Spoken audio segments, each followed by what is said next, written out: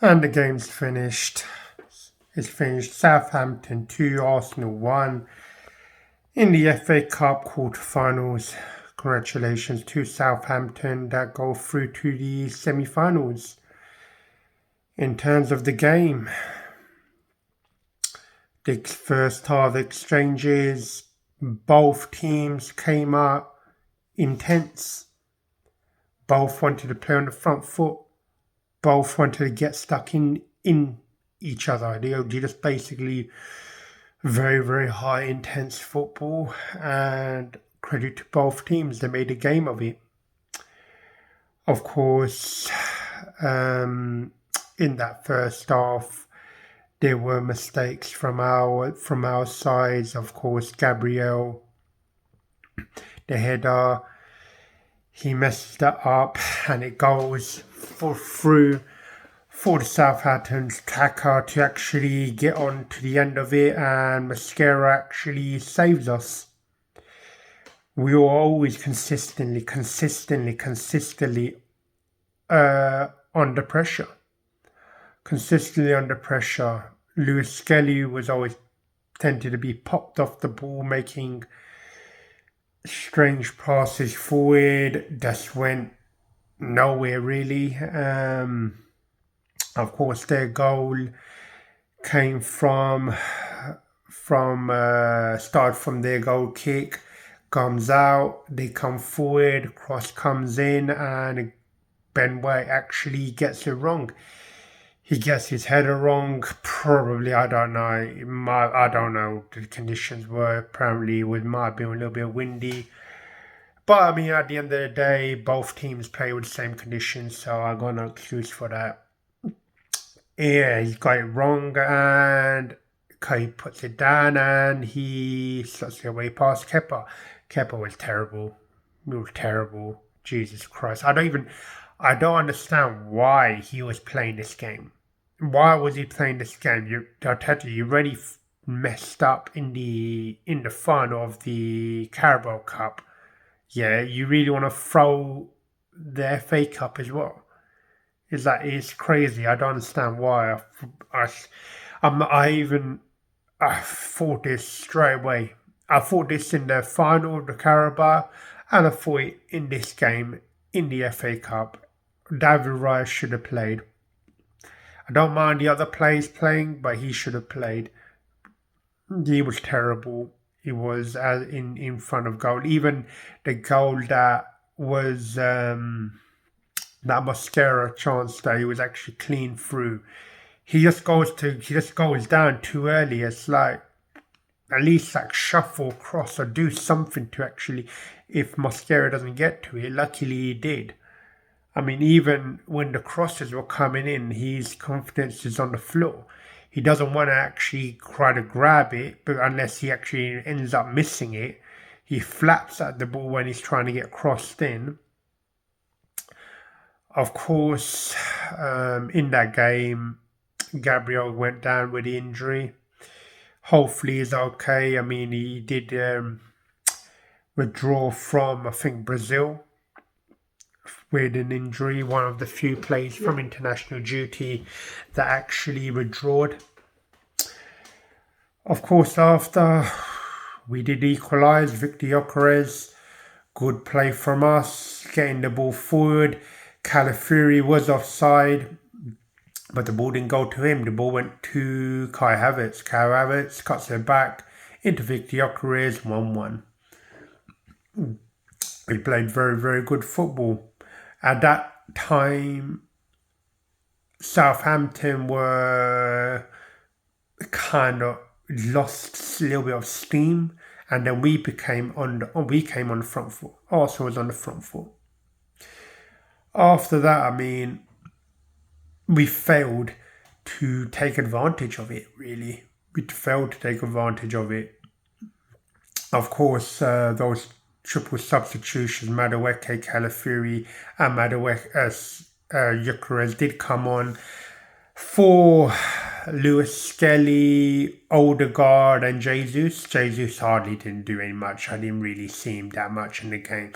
Of course, in the corners, they did actually try to play it short. There was one chance, of course, where they did play it short before Southampton made it 2-1. Martinelli plays it short to I think it was Victor Gyökeres, I think it was. And Martinelli gets into a space where he's unmarked. You got to hit the target. You got to hit the target. How you've not even hit the target from there, I mean, it's crazy. You got to hit the target from there. You're just outside on the edge of the D. You got to hit the target. I mean, he doesn't do that. Goal kick, they got up the under end. They start pouring plays forward and get the second goal. And that basically just kills the game off. And then we don't have an answer and lose 2-1. In terms of shining light, I mean, Dalman, was one of those players that tried. He really, really tried. He drove. And he tends to be that player that's basically showing everyone up. He's showing everyone up. He's showing Madueke up. He's showing Martinelli up. Odegaard, Havertz. Everyone on that pitch that I'm going to get the ball. I'm going to try to make something happen. Yes, when he tried, he did try to make something happen. He was getting pulled down. He was getting fouled, and Arsenal got the free kick.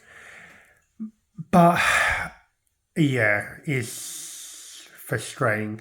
It's frustrating from a perspective that, I mean, for me, Arteta, I mean, it's frustrating that you lose 2 games on the trot, and both of them are in the cup competitions, yes. But I reckon it's something that could have been avoided. I feel like if David Ray did play, I mean, I can't 100% say for certain, but I feel maybe one of those goals that did go in don't go in. And we play a lot more better. I just feel Arteta, loyalty to Kepa, has been the downfall in the last 2 games. Of course, we could have lost both of those games regardless, even if we did have Artera on the pitch. But at the end of the day, it wasn't good enough. They played better. Southampton played better. Overall, in the game, yes, we carved out chances, but we didn't take advantage of it. We did not take advantage of it. And it's frustrating. Very, very frustrating it is. But that's how it is at the end of the day. I mean, it's frustrating. It's very, very frustrating. But what can you do? What can you do? Annoying. Sickening. Am I surprised? No.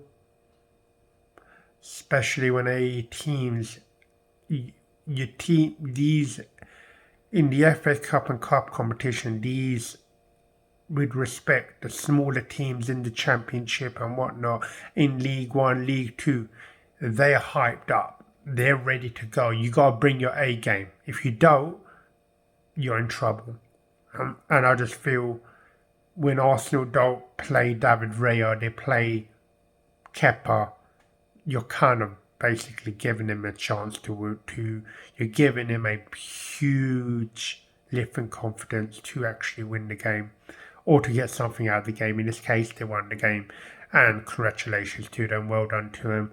And they're through to the semi-finals of the FA Cup, along with Chelsea, along with, I think it was, Man City at this moment in time that I know of. And on what they go, we have the Champions League next up in Sporting Lisbon.